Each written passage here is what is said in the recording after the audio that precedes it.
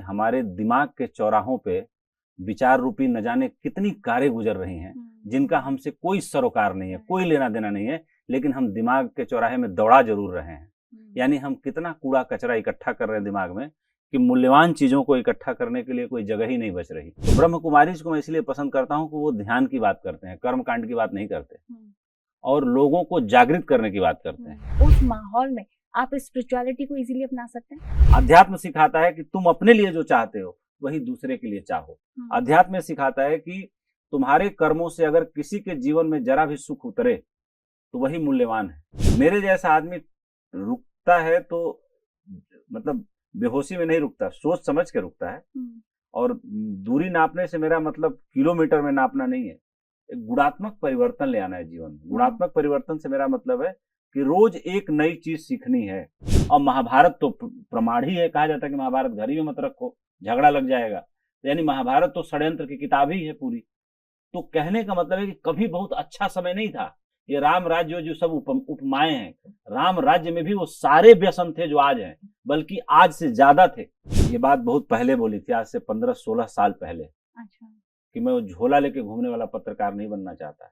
मैं वो पत्रकार बनना चाहता हूँ जो चार्टर्ड प्लेनों में चलेगा, मेबैको में घूमेगा, रेंज रोवरों में चलेगा और रोल्स राइसों में भी बैठेगा। और मैंने किया, सारी गाड़ियां मेरे पास हैं आज के डेट में। और एक बात मैं जरूर अपने युवा पत्रकार साथियों को कहना चाहूंगा कि वो पढ़ें।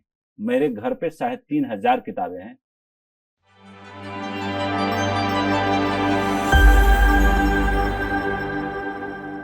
हेलो इंडिया, नमस्कार। आप सभी दर्शकों का बहुत बहुत स्वागत है हमारे खास प्रोग्राम माइंडफुल मोमेंट में, और मैं हूं आपके साथ आंचल वर्मा। दोस्तों, आज हमारे साथ है उपेंद्र राय, जो भारत एक्सप्रेस न्यूज नेटवर्क के अध्यक्ष और प्रबंध निदेशक और एडिटर इन चीफ है। उपेंद्र जी ने पत्रकारिता के क्षेत्र में सच्चाई और पारदर्शिता के प्रति अपनी प्रतिबद्धता के साथ एक नया मानक स्थापित किया है। उनकी सोच और दृष्टिकोण न केवल मीडिया को दिशा देते हैं, बल्कि समाज में जागरूकता और सकारात्मक बदलाव की प्रेरणा भी प्रदान करते हैं। तो चलिए पहले हम उनका स्वागत करते हैं और फिर कार्यक्रम के सवाल आगे करते हैं। सर, आपका बहुत बहुत स्वागत है। धन्यवाद। उपेंद्र जी, मैं आपसे पत्रकारिता को लेकर के, क्योंकि आप पेशे से पत्रकार हैं, उस बारे में मैं आपसे आज बहुत सारी बातें करूंगी। लेकिन सबसे पहले जो मेरा आपसे सवाल है वो ये है कि आप ब्रह्मा कुमारी यहाँ माउंट आबू में आए, ग्लोबल समिट प्रोग्राम में आए, तो सबसे पहले मैं आपसे डेफिनेटली आपका अनुभव जानना चाहूंगी कि आपको यहाँ आके कैसा लगा, यहाँ की ऐसी कौन सी चीज बहुत ज्यादा अच्छी लगी। वैसे बोलने में मैं हमेशा से बहुत बेबाक रहा हूँ। एक चीज अच्छी लगी कि मैं ये मानता हूँ कि जो कोई भी ऑर्गेनाइजेशन है जो लोगों को कितना सबल बनाता है, लोगों के मन के कंफ्यूजन को, उनके भटकाव को कितना दूर करता है, इसके मद्देनजर मैं ब्रह्म कुमारी को मानता हूं कि ये सबसे बेस्ट ऑर्गेनाइजेशन इसलिए है कि ये लोग कर्मकांड और लोगों के भटकाव को बढ़ावा नहीं देते, बल्कि भटकाव को दूर कर देते हैं, उनके मन का इलाज कर देते हैं। मैंने अपने उद्बोधन में भी, हालांकि बहुत संक्षिप्त बोला मैंने, 10 मिनट, मुझे लगता है कि 7 मिनट का समय था, मुझे लगता है कि अतिक्रमण करके 14 मिनट लिया मैंने। लेकिन हाँ, इतना मुझे अच्छा लगा कि उस 14 मिनट को लोगों ने एंजॉय किया। तो उसमें मैंने एक एग्जाम्पल दिया कि एक संत थे आचार्य रजनीश, वो बम्बई में किसी के घर खाना खाने गए। तो जिस सज्जन के यहाँ गए उनका घर ऐसे बना हुआ था कि सामने चौराहा था और जंगले पर बच्चे बैठ के विंडो पे खेल रहे थे। अच्छा। थोड़ी देर बाद दोनों बच्चों में जोर से झगड़ा हो गया। तो गए पूछने की भाई बच्चों क्या हुआ। और बच्चों में उनकी बड़ी जिज्ञासा थी, और जो संत होता है अंततः बच्चा ही हो जाता है मन से, वो तभी तो वो सरलता प्राप्त करता है जैसे बच्चों में होती है। तो एक बच्चे ने कहा कि अंकल इसने मेरी कार ले ली। तो उसने कहा कि नहीं अंकल, इसने मेरी ले ली। तो उन्होंने कहा कार कहाँ है। तो बोला कार वो चौराहे पे जो हमारे बीच खेल चल रहा था कि जो पहली देखेगा कि कौन सी कार आ रही है वो कार उसकी हुई। और तो मैंने देखा, ये कह रहा है कि नहीं मैंने देखा। तो अभी तक तो ठीक चल रहा था, एक कार पे लेके विवाद हो गया दोनों के बीच। तो उन्होंने अपने प्रवचन में इसकी बड़ी एक गहरी व्याख्या की जो मुझे, मेरे मन को बड़ी प्रीतिकर लगी, बहुत अच्छा लगा मुझे। उन्होंने कहा कि हमारे दिमाग के चौराहों पे विचार रूपी न जाने कितनी कारें गुजर रही हैं जिनका हमसे कोई सरोकार नहीं है, कोई लेना देना नहीं है, लेकिन हम दिमाग के चौराहे में दौड़ा जरूर रहे हैं। यानी हम कितना कूड़ा कचरा इकट्ठा कर रहे हैं दिमाग में कि मूल्यवान चीजों को इकट्ठा करने के लिए कोई जगह ही नहीं बच रही। और मूल्यवान चीज क्या है? मूल्यवान चीज वो है जो आपके अंदर अंदर के मन के अंधकार को दूर करे, और हम जो इकट्ठा कर रहे हैं वो हमें भटकाने का पूरा पूरा इंतजाम कर रही है चीजें। तो वो चीजें जो हमें एनलाइट करे, तो ब्रह्म कुमारीज को मैं इसलिए पसंद करता हूं कि वो ध्यान की बात करते हैं, कर्म कांड की बात नहीं करते, और लोगों को जागृत करने की बात करते हैं। जैसे बुद्ध ने कहा था कि अपदीपो भव, अपना दीपक स्वयं बनो, अपना रास्ता स्वयं चुनो। तो अपना रास्ता आदमी स्वयं कैसे चुनेगा? जब जागेगा, उसको समझ आएगी। और बुद्ध ने अपने पूरे जीवन ईश्वर को नहीं माना, ईश्वर नाम की कोई सत्ता है ही नहीं। उन्होंने कहा कि आदमी ही ईश्वर है अगर वो जग जाए। तो बुद्ध से पूछा किसी ने कि आपने इतनी कठिन तपस्या करके क्या पाया? तो उन्होंने कहा कि बस जग गया, जागृत हो गया। अब बहुत लोगों को पूरे टाइम कृष्ण नहीं समझ में आए कि भाई ये आदमी लड़कियों के साथ नाच भी लेता है, कपड़े भी चुरा लेता है, सुदर्शन चक्र भी चला लेता है, जो है छल भी कर लेता है, बल प्रयोग भी कर लेता है। महाभारत में अश्वत्थामा नरो मरो या कुंजरो जो इससे से कहवा के द्रोणाचार्य का वध भी करा देता है। तो कृष्ण है जो बहुत विद्वानों को नहीं समझ में आया। जैसे सूरदास को उनका बचपन ही समझ में आया, उनकी जवानी नहीं समझ में आई, तो सूरदास नहीं लिख पाए कृष्ण के बारे में और नहीं बोल पाए। तो इन अर्थों में मुझे लगता है कि ब्रह्म कुमारीज का एक बड़ा योगदान है समाज में, कि वो लोगों को भटकाने का नहीं, लोगों को पूरा पूरा जगाने का काम करते हैं। ये एक चीज मुझे बहुत अच्छी लगती है, जिससे मैं इस संस्थान का बहुत आदर समादर करता हूं और करता रहूंगा।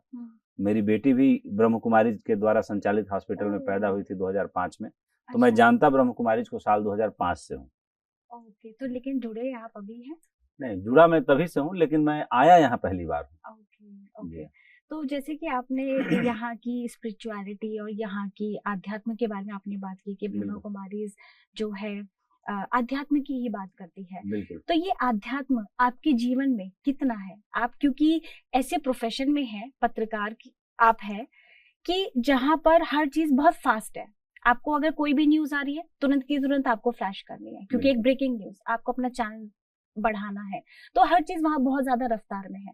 आपको लगता है कि उस रफ्तार भरी जिंदगी में, उस माहौल में आप स्पिरिचुअलिटी को इजीली अपना सकते हैं?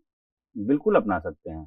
आपने अपनाई है कभी? बिल्कुल। मैं तो कहता हूँ कि इंस्टाग्राम पे मुझे 6 मिलियन लोग फॉलो करते हैं। मेरी क्लिप्स उठा के आप देख लीजिए। अच्छा। तो और वो सिर्फ 6 मिलियन मेरे 2 साल में हुए हैं। उससे पहले एक आध 10-20-50 हजार रहे होंगे। जो मैं बोलता हूँ उसको आज के डेट में सिर्फ मेरे स्पिरिचुअल एंगल के कारण ही सुना जाता है। और अब तो बहुत सारे मेरे दोस्त कहने लगे हैं कहीं तुम संन्यास तो नहीं ले लोगे आने वाले दिनों में, जिस तरह की तुम बातें कर रहे हो। ऐसा बिल्कुल नहीं है, मैं कहीं संन्यास नहीं लेने वाला। संसार से वे लोग भागते हैं जो संसार से डरते हैं। मैं संसार में रह के ही सन्यासी की तरह रहना पसंद करता हूँ। और ये बात ब्रह्म कुमारी भी सिखाती है, सिखाते ही है, यह संस्था सिखाती है। यहाँ के जो गुरु हैं, जो स्पिरिचुअल लीडर्स हैं, वो सिखाते हैं इस बात को। और मुझे लगता है कि जैसे सबसे नए धर्मों में मैं सिख धर्म को मानता हूँ। अच्छा। तो गुरु नानक देव ने भी यही शिक्षा दी कि भाई दुकान पे रहो, व्यापार करो, लेकिन इंसानियत को समझो।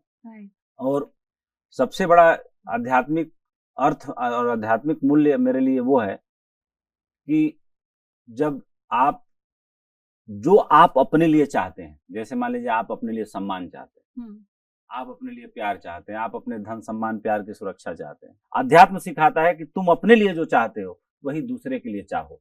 अध्यात्म सिखाता है कि तुम्हारे कर्मों से अगर किसी के जीवन में जरा भी सुख उतरे तो वही मूल्यवान है, वही कीमती है। तुम्हारे कर्मों से अगर किसी के जीवन में लगातार दुख उतर रहा है तो समझो कि तुम्हारा जो कर्म है वो तुम्हें अंधेरे में ढकेल रहा है, धीरे धीरे धीरे धीरे। और एक दिन तुम दूसरों के जीवन में दुख ला रहे हो तो तुम्हारे जीवन में इतना दुख बरसेगा कि जिसकी कोई सीमा नहीं, वो दुख तुम्हें मार डालेगा। इसलिए जरूरी है कि दूसरे के जीवन में थोड़ा सुख लेके आओ, रास्ते का कांटा हटा दो, रास्ते में गिरा पत्थर किनारे कर दो, किसी का आंगन ही बुहार के साफ कर दो। बिल्कुल वही बात हो जाती है, जितना आप देंगे दूसरों को उतना ही आपको ये नेचर का नियम है। राइट। कि जो आप डालोगे वही मिलेगा। इसीलिए अपने मन की भूमि में जितना आप दूसरों के लिए दुख बोओगे, बुद्ध कहते थे कि क्रोध जलते हुए कोयले के समान है। अगर तुम क्रोधित होते हो तो समझो तुम हथेली पे जलता हुआ कोयला लेते हो, और तुम जिसके ऊपर फेंकना चाहते हो ये जरूरी नहीं कि तुम्हारा निशाना सही लगे, लेकिन तुम्हारी हथेली जलेगी अवश्य। कहने का मतलब ये है कि जीवन में अध्यात्म जो है आपके भटकाव को दूर करता है, आपके मन के संतुलन को साधता है, आपको एक ठहरा हुआ आदमी बनाता है। हमें यही सिखाया जाता है कि दौड़ना है, भागना है, यहाँ पहुंच जाना है, जरा सी बारिश आती है, नदी नालों में कल कल कल कल गड़गड़ गड़गड़ करके आवाज निकलने लगती है, लगता है कि पता नहीं क्या जलजला आ गया। लेकिन दुनिया के सारे नदी नाले जिस समंदर में गिर जाते हैं वो बाल बराबर भी आगे नहीं बढ़ता, वो रुका हुआ है। मेरा मानना है कि रुकने से मिलता है, भागने से नहीं। लेकिन आज जो हम लोग मीडिया लाइन की अगर मैं बात करूं तो मीडिया लाइन में आजकल हर चीज बहुत ज्यादा फास्ट है, जैसे कि मैंने आपसे पहला सवाल जब पूछा था इसी चीज को लेकर, क्योंकि मैं खुद भी एक मीडिया लाइन से जवाब मैं दे रहा हूँ कि मेरे सामने 27 साल के कैरियर में जो जितने फास्ट थे अभी भी माइक पकड़ कर रिपोर्टिंग कर रहे हैं। मैंने 16 साल सहारा ग्रुप का CEO MD editor in chief होने के बाद भी मैंने 200 घंटे भी एंकरिंग नहीं की, तो मैं तो रुका हुआ था। तो परमात्मा ने मेरी झोली में एक चैनल डाल दिया, इसमें 4000 लोग हैं, हर महीने कम से कम 3 से 5 करोड़ के बीच सैलरी पे करता हूं मैं कंपनी की।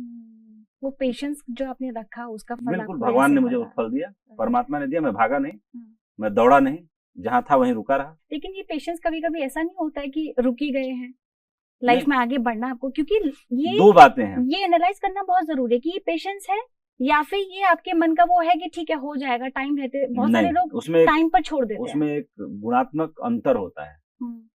गुणात्मक अंतर क्या है, जो मैंने एग्जांपल दिया समंदर का और नदी नालों का, तो नदी नालों का गुण धर्म समंदर में जाके विलीन हो जाता है, लेकिन समंदर का अपना एक गुण धर्म है कि वो अपनी सीमा नहीं तोड़ता, क्योंकि समंदर अपनी सीमा तोड़ेगा।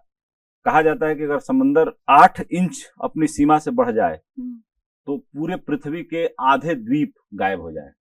लेकिन जैसे आपने कहा कि ठहरने का मतलब तो नहीं कि ठहर ही गए, मेरे जैसा आदमी रुकता है तो मतलब बेहोशी में नहीं रुकता, सोच समझ के रुकता है। और दूरी नापने से मेरा मतलब किलोमीटर में नापना नहीं है, एक गुणात्मक परिवर्तन ले आना है जीवन में। गुणात्मक परिवर्तन से मेरा मतलब है कि रोज एक नई चीज सीखनी है, वो एक अंग्रेजी का शब्द ही क्यों ना हो, वो एक फारसी का शब्द ही क्यों ना हो, एक अच्छी कहानी ही क्यों ना हो, एक मोटिवेशनल लाइन ही क्यों ना हो। मैं रुक गया लेकिन मूर्छित नहीं हुआ, जगा रहा। मैं किलोमीटर में दूरियां नहीं नापता रहा, मैं गुणात्मक परिवर्तन करता रहा अपने अंदर। वो एक बेसिक अंतर है। बिल्कुल।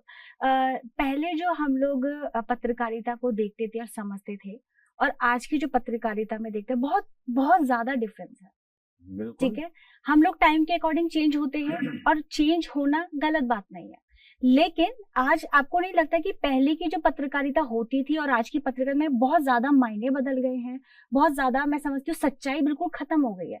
आप क्योंकि एक पत्रकार है, आपसे बेहतर ये जवाब मुझे कोई नहीं दे सकता कि आज की पत्रकारिता में वो कहीं ना कहीं वो सच्चाई कहीं ना कहीं वो गायब हो चुकी है। उसका रीजन क्या है? देखिए 2 बातें हैं, एक होती है सरोकारी पत्रकारिता और एक होती है घटनाओं को रिपोर्ट करना। अभी भी सरोकारी पत्रकारिता करने वाले कुछ लोग मानते हैं कि वो बड़े देशभक्त हैं, लेकिन अगर वो बीजेपी का विरोध करते हैं तो कांग्रेस भक्त हो गए हैं, अपोजिशन भक्त हो गए हैं। मेरा ये मानना है कि कभी भी बहुत अच्छा समय नहीं था। मेरा ये मानना है कि हम दुनिया के सबसे उत्तम और अच्छे समय में जी रहे हैं।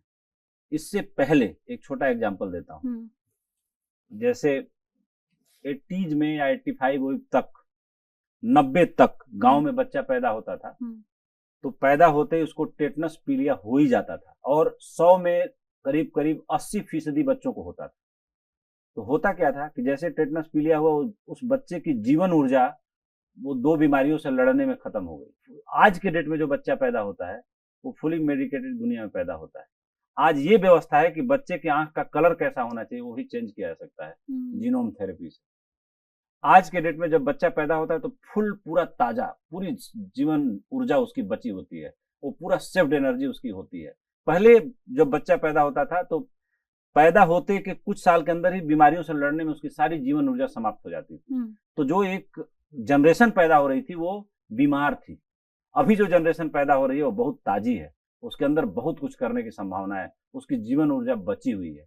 अभी जितना सुख हमारे पास है, वैभव हमारे पास है, उतना दुनिया में कभी पैदा नहीं हुआ, कभी था ही नहीं। कभी दुनिया में इतना धन पैदा ही नहीं हुआ पृथ्वी पर जितना अब है। लेकिन मुझे ऐसा लगता है कि आज की जो पत्रकारिता के बारे में नहीं, अगर जैसे मेरे पॉइंट पे आ रहा हूँ, पत्रकारिता भी उसी का बाई प्रोडक्ट है। पत्रकारिता आसमान से नहीं आती, पत्रकारिता हम आप ही पैदा करते हैं और मिसाल रखते हैं। तो मेरा ये मानना है कि कभी बहुत ऐसी पत्रकारिता नहीं थी कि स्वर्ग उतर आया था। जब राम और लक्ष्मण थे, जिसको राम राज्य कहा जाता है, जब विश्वामित्र राम लक्ष्मण के लेके जा रहे थे तो राम और लक्ष्मण ने पूछा कि गुरुजी, ये सामने बहुत पहाड़ जैसी चीज दिख रही है लेकिन पहाड़ है नहीं, ये है क्या? बोले कि करोड़ों ऋषि मुनियों का अस्थिपंजर है ये, इसी वन में अगल बगल राक्षसों ने मार के फेंक दिया है और एक जगह इकट्ठा कर दिया है। तो आज के डेट में तो कम से कम करोड़ों अस्थिपंजर नहीं है ना। हिटलर के बाद तो मुझे नहीं लगता कि गैस चैम्बर में किसी ने लाखों लोगों को मारा होगा द्वितीय विश्व युद्ध के बाद। और द्वितीय विश्व युद्ध जब हुआ तब हुआ, लेकिन रामायण के काल में जितने लोग मारे गए और महाभारत के काल में जितने लोग मारे गए उतने तो किसी युग में नहीं मारे गए। तो इसका मतलब रामायण में भी चोरों का, वेश्याओं का, छलियों का, सबका जिक्र मिलता है। और महाभारत तो प्रमाण ही है, कहा जाता है कि महाभारत घर ही में मत रखो, झगड़ा लग जाएगा। यानी महाभारत तो षड्यंत्र की किताब ही है पूरी। तो कहने का मतलब है कि कभी बहुत अच्छा समय नहीं था। ये राम राज्य जो सब उपमाएं हैं, राम राज्य में भी वो सारे व्यसन थे जो आज हैं, बल्कि आज से ज्यादा थे, ज्यादा मतलब एक तरीके से क्रूएल लोग थे। तो शायद ये भी हो सकता है कि राम राज्य के हमारे तो मायने पत्रकारिता भी जो है तब भी कोई बहुत अच्छी नहीं थी और आज भी कोई बहुत खराब नहीं है। अपने समय की गति से चीजें बदल रही हैं, वो बदलेंगी और बदलना चाहिए। अगर बदलाव रुक जाए तो ये बड़ा खतरे की सूचना है। अगर बदलाव हो रहा है तो बहुत अच्छी बात है, उसका स्वागत होना चाहिए। बिल्कुल। अभी जैसे बहुत हमने बातें की है पत्रकारिता की, मैं थोड़ा सा आपके बारे में जानना चाहूंगी, आपके निजी जीवन के बारे में जानना चाहूंगी कि क्या आपके निजी जीवन में कैसे, मतलब पत्रकारिता आपको बचपन से बनने का, पत्रकार बनने का आपको बचपन से शौक था या आपका कोई ऐसा आइडल था कि हाँ मुझे इसके जैसा बनना है? नहीं, पत्रकार बनने का शौक 6ठी क्लास में था तब आया। अच्छा। मैं अपने पिताजी उस टाइम गांव में रेडियो पे बीबीसी की हिंदी सेवा सुना करते थे। ओके। और मैं संडे के दिन शिवा का गीत माला आता था अमीन सयानी का, उसको सुनने के लिए रेडियो लेके उनके पास बैठता था। तो मजबूरी में मुझे बीबीसी की वो बुलेटिन सुननी पड़ती थी कि भाई बोलेंगे जब सुनने के बाद कि ले जाओ रेडियो रख दो। तो उसके बाद होता ये था कि शिवा का गीत माला के 2-3 गाने बीत चुके होते थे। तो मैं रेडियो लेता था और दौड़ के छत पे जाता था और गाना सुनता था। उस चक्कर में बीबीसी सुनते सुनते मेरे मन में आया कि नहीं, ये काम बड़ा अच्छा है, यही काम करूंगा मैं। अच्छा। लेकिन डर के बारे में बताता नहीं था क्योंकि पढ़ने में बहुत अच्छा था मैं। मेरे घर वाले सोचते थे, मेरे सारे अध्यापक सोचते थे कि भाई नर्सरी से लेकर मतलब उस टाइम जो है 6वीं क्लास में था तो मैं टॉप ही किया था, मतलब कभी सेकंड आया नहीं था मैं। तो और वैसे भी जैसे अपने क्लास में था तो 2 क्लास आगे के बच्चों से हाथ मिला लेता था मैं। अच्छा। 2-2 हाथ मेरे इतने हो बेबाक जाते थे आप। पढ़ने में ठीक था मैं। तो लेकिन मेरे मन में उसी टाइम ये बात आ गई थी कि मुझे अच्छा। यही काम करना है। तो 10वीं पास करके मैंने घर छोड़ दिया और मैं राष्ट्रीय सहारा अखबार उस टाइम लॉन्च हुआ था तो मैं उसको पूरा एक दिन बाद आता था हमारे गांव में, लेकिन उस पूरे अखबार को मैं बड़ा चाव से पढ़ता था और एडिट पेज का तो एक एक शब्द मैं चाट जाता था। अच्छा। उसका एक सप्लीमेंट आता था हस्तक्षेप, उसको मैं पढ़ता था, उसको कलेक्ट करके रखता था। बीबीसी सुनने लगा तो बीबीसी की जो सारी सभाएं होती थी उसमें वीकली प्रोग्राम्स आते थे। जैसे ज्ञान विज्ञान आता था, युवा पीढ़ी करके आता था, मानवी करके औरतों पर एक श्रृंखला थी वो आती थी, कंप्यूटर साइंस पर जो है एक अलग से प्रोग्राम आता था। तो अंतरिक्ष को लेकर के उस पर एक अलग प्रोग्राम आता था। तो उस टाइम में ये सारी चीजों के मैं रेडियो पे जितना रफ्तार से बोलता था मैं नोट्स बना लेता था। अच्छा। तो मैं उस इकोसिस्टम में उसी टाइम जीने लगा जब मैं गांव में रहता था अपने। बाद में जब मैं लखनऊ आया तो ये लगभग कौन से सन की बात आप कर रहे हैं? ये बात है सन 90 से 95 के बीच की बात अच्छा, है। अच्छा। मैंने 95 में मैट्रिकुलेशन पास किया, 97 में मैंने हायर सेकेंडरी पास किया लखनऊ से केकेबी कॉलेज से। अच्छा। और ग्रेजुएशन मैंने लखनऊ यूनिवर्सिटी से किया। तो जब मैं ग्रेजुएशन फर्स्ट ईयर में आया तब तक मैं इतना लिख पढ़ चुका था कि मुझे सहारा में प्रॉपर नौकरी मिल गई 97 में, ग्रेजुएशन फर्स्ट ईयर में। 99 में जब मैं सेकेंड ईयर पास करके थर्ड ईयर में गया तो मैं बॉम्बे चला गया और मैं बॉम्बे से आके लखनऊ यूनिवर्सिटी का एग्जाम दिया था मैंने। मैं दिसंबर 99 में सहारा का चीफ ऑफ ब्यूरो बन गया था। अच्छा। अखबार का, तब टीवी नहीं था। तो उस टाइम में मैं बॉम्बे शहर में मेन स्ट्रीम मीडिया में मुझे लोग जानने लगे थे। काफी जल्दी अर्ली एज में आपने हाँ, मैंने किया। मीडिया में कदम फिर रखा। उसके बाद 2002 सितंबर में मैंने सहारा छोड़ा और स्टार न्यूज एनडीटीवी अलग होके स्टार न्यूज नया चैनल लॉन्च हो रहा था, तो मैं स्टार न्यूज में सेलेक्ट हो गया। अच्छा। फिर स्टार न्यूज में मैं 2 साल काम किया। फिर उसके बाद सीएनबीसी चैनल था, उसका एक हिंदी चैनल आने वाला था बिजनेस का, सीएनबीसी आवाज करके, तो उसमें गया मैं। फिर वहां से वापस मैं स्टार न्यूज आया 2005 अक्टूबर में। फिर 2005 अक्टूबर से लेके स्टार न्यूज में मैं 16 नवंबर 2009 तक रहा और 16 नवंबर की शाम मैंने सहारा का चार्ज दिया as CEO editor in chief पूरे सहारा नेटवर्क का। तब सहारा के पास 6 चैनल न्यूज के होते थे, 7 शहरों से हिंदी अखबार था, 11 शहरों से उर्दू अखबार था। जो आज का जो यूथ जुड़ रहा है, वो जर्नलिज्म करना चाहता है, पत्रकार बनना चाहता है, ऐसे लोगों को या ऐसे यूथ को आप क्या मैसेज देना चाहेंगे कि वो जो माहौल चल रहा है उसमें रम जाए या कुछ अपने लिए एक संदेश जरूर देना चाहूंगा, अवश्य। वो पत्रकारिता का टीवी का ग्लैमर देख के बनना चाहते हैं। जैसे मैं जब पत्रकार बना और मुझे लोग कहते थे, तो मैंने ये बात बहुत पहले बोली थी, आज से 15-16 साल पहले। अच्छा। कि मैं वो झोला लेके घूमने वाला पत्रकार नहीं बनना चाहता। मैं वो पत्रकार बनना चाहता हूं जो चार्टर्ड प्लेनों में चलेगा, मेबैको में घूमेगा, रेंज रोवरों में चलेगा और रोल्स राइसों में भी बैठेगा। और मैंने किया, सारी गाड़ियां मेरे पास हैं आज के डेट में। और मैं आपकी मेहनत, और मैं अक्सर 2009 से लेके मुझे लगता है कि 2022 तक मैंने रेगुलर प्लेनों में कम यात्रा की, क्योंकि सुब्रत राय सहारा साहब ने मुझे अपना एक जहाज लगभग मेरे हिसाब से दे रखा था कि मैं जहां चाहता था उससे जाता था। और अभी भी जैसे मैं आज यहाँ पे चार्टर प्लेन से आने वाला था, लेकिन रात को यहाँ रुकना पड़ेगा, और चूंकि राष्ट्रपति जी का विजिट था तो कुछ उस प्लेन की लैंडिंग शेड्यूलिंग में प्रॉब्लम हो रही थी, तो मैं फिर मुझे पता चला कि उदयपुर से 2 घंटे का ही रास्ता है, मैं उदयपुर आया, उदयपुर से बाई रोड आ गया। तो वो कोई दिक्कत नहीं है। मैंने ये इकोसिस्टम तैयार किया, मैंने वो साहस दिखाया कि भाई मुझे झोला छाप पत्रकार नहीं बनना है, लेकिन जब जरूरत पड़ी तो जेल भी गया, मैंने वहां भी समझौता नहीं किया। तो कहने का मतलब है कि जहां जो ड्यूटी निभानी पड़े वहां वो कैरेक्टर दिखाना पड़ता है। और एक बात मैं जरूर अपने युवा पत्रकार साथियों को कहना चाहूंगा कि वो पढ़ें। मेरे घर पे 3500 किताबें हैं जो मैंने खुद खरीदी हैं, गिफ्ट में नहीं पाई हैं, अपने चुनाव से खरीदी हैं मैंने। मेरे कमरे में 800 किताबें हैं मेरे ऑफिस के। तो मैंने जब समय था तो मैंने गुल्ली डंडा कबड्डी सब खेलने में समय बर्बाद नहीं किया। मैं घर से निकलता ही नहीं था, मैंने खूब पढ़ाई की। मैंने बीबीसी के नोट्स बनाए 5 साल तक। मैंने प्रतियोगिता दर्पण उस टाइम पढ़ा, क्रॉनिकल उस टाइम पढ़ा जब मुझे कोई कंपटीशन नहीं देना था। उस टाइम एक और विज्ञान प्रगति करके मैगजीन आती थी, उस टाइम योजना करके सूचना प्रसारण मंत्रालय की एक मैगजीन आती थी, उसकी वार्षिकी आती थी। मुझे कोई कंपटीशन नहीं देना था। ये सारी चीजें आईएएस आईपीएस की तैयारी वाले लोग पढ़ते थे, लेकिन ये सारी चीजें मैं पैरेलली पढ़ता था और मेरे पास सब चीज का कलेक्शन है। तो पढ़ना बड़ा जरूरी है। आप अच्छा कपड़ा, टीवी पे अच्छा चमक और ये सब देख के अगर आ जाएंगे तो आप का जो सेल्फ लाइफ है बड़ा छोटा होगा, आप बहुत लंबा नहीं जा पाएंगे। लंबा जाने के लिए ईंधन चाहिए गाड़ी में, और वो ईंधन है विचारों का, जो कि आज बिल्कुल बहुत जरूरी है। हर चीज में, बिल्कुल किसी भी क्षेत्र में जुड़े, बिल्कुल। और अपने अपने पैशन से जीना चाहिए। मैं कहता हूं कि मैं सेल्फ स्टाइल्ड जर्नलिस्ट हूं अपने तरह का। मुझे किसी की जरूरत नहीं है सर्टिफिकेट लेने की, मुझे मेरी आत्मा का सर्टिफिकेट चाहिए।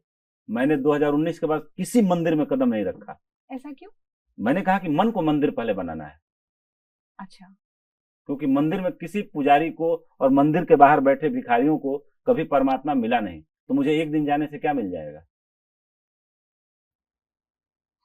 ये भी बड़ा सवाल है, लेकिन वही वाली बात है। मैं आपसे ये कहना चाहता हूँ कि आदमी के रूप में हम सभी हैं, सबके पास 2 पैर हैं, 2 हाथ हैं, बोलने के लिए मुंह है, श्वास लेने के लिए 2 नसा द्वार है, लेकिन आदमी में गुणात्मक परिवर्तन उस दिन होता है जिस दिन वो जगता है जरा सा। इसीलिए परमात्मा को पाने के लिए आपको भी थोड़ा परमात्मा बनना पड़ता है। बुद्ध को समझने के लिए आपको थोड़ा बुद्ध बनना पड़ता है। बहुत अच्छी बात कही। सेंसिटिविटी के उस स्तर तक आना पड़ता है। जैसे दूध को दही बनाने के लिए दूध में दही थोड़ा डालना पड़ता है, तब जाके दूध दही बनता है। बहुत अच्छी बात आपने ये बोली। और मैं, आप स्पिरिचुअल भी है? बिल्कुल बिना स्पिरिचुअल हुए मुझे नहीं लगता कि कोई ये बात इस तरह से कह तो पाए। आपके लिए स्पिरिचुअलिटी क्या है? मेरे लिए स्पिरिचुअलिटी है कि जो मैं अपने लिए चाहता हूँ वही दूसरे के लिए घटे, वही दूसरे के लिए कर पाऊँ। मैं ये चाहता हूँ कि मैं कोई काम रोज़ ऐसा करूँ जिससे एक मेरे सामने वाले के चेहरे पे मुस्कान आए। मैं मानवता को सबसे बड़ा स्पिरिचुअलिटी मानता हूँ, लेकिन अध्यात्म ये मानता हूँ। पत्रकारों से बहुत कम उम्मीद होती है। वो होंगे पत्रकार पत्रकार तो दिल्ली शहर में बहुत सारे हैं जिन्होंने छुपा के गाड़ियाँ रखी हुई हैं, खूब पैसे कमाए हैं। भूपेंद्र राय की तरह सीना चौड़ा करके थोड़ी ना रेंज रोवर में 4 करोड़ की गाड़ी में घूमते हैं, चार्टर प्लेन से होते हैं। मैं तो उड़ता हूँ, जी, सब कुछ डिक्लेयर्ड है मेरा। जी। ओके। सर आपसे बात करके बहुत अच्छा लगा मुझे भी और आपसे बात करके बहुत अच्छा लगा, यहाँ आके बहुत अच्छा लगा और मैं मानता हूँ कि सच्चाई ही मेरी ताकत है। उपेंद्र जी आपका बहुत-बहुत धन्यवाद। थैंक यू, सर थैंक बहुत-बहुत यू। आभार। आपसे बात करके बहुत अच्छा लगा और ब्रह्म कुमारीज़ के लोगों का भी बहुत आभार कि उन्होंने मुझे बुलाया। बहुत-बहुत धन्यवाद। तो दोस्तों ये थे हमारे साथ उपेंद्र जी, जिन्होंने हमें बताया कि पत्रकारिता का असली मकसद सच्चाई और जागरूकता फैलाना है। आपकी बातें हमें प्रेरित करती हैं कि हम अपने काम में हमेशा ईमानदार रहे। आज के कार्यक्रम में बस इतना ही। आप देखते रहिए हमारा खास प्रोग्राम माइंडफुल मोमेंट। अगली बार मैं फिर मिलूंगी एक और नई जानकारी के साथ, एक और नई गेस्ट के साथ। तब तक आप अपना ध्यान रखिए, खुश रहिए, मस्त रहिए और स्वस्थ रहिए। नमस्कार, ओम शांति।